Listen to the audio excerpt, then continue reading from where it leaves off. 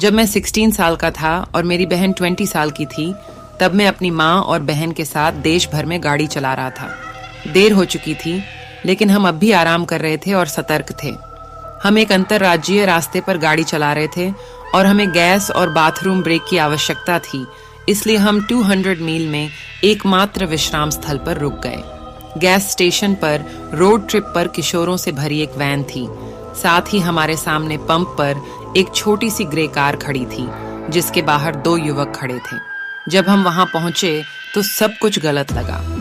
हम कई दिनों तक सड़क पर रहे और रात में कई विश्राम स्थल देखे, और तब तक हमें कभी डर नहीं लगा था। मेरी माँ और बहन अंदर चली गईं और मैं कार में ही रुक गया।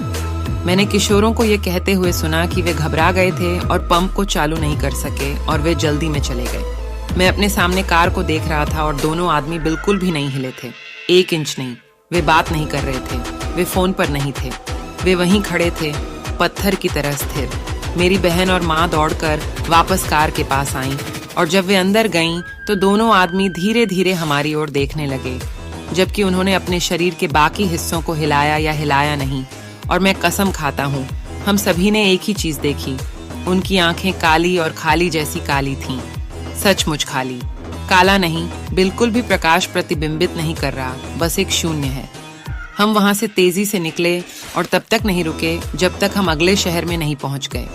पूरे अनुभव के बारे में सबसे बुरी बात, हमें किसी भी मानचित्र पर वह स्थान नहीं मिला। हमें ठीक ठीक पता था कि अंतर्राज्यीय पर कौन सा स्थान देखना है, और हम इसे गूगल मानचित्र या हमारे पास मौजूद किसी भी कागज के मानचित्र पर नहीं पा सके।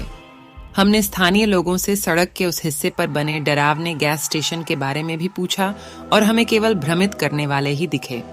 हमने तब से उस अंतर्राज्यीय यात्रा की है और वहां कोई विश्राम स्थल नहीं है।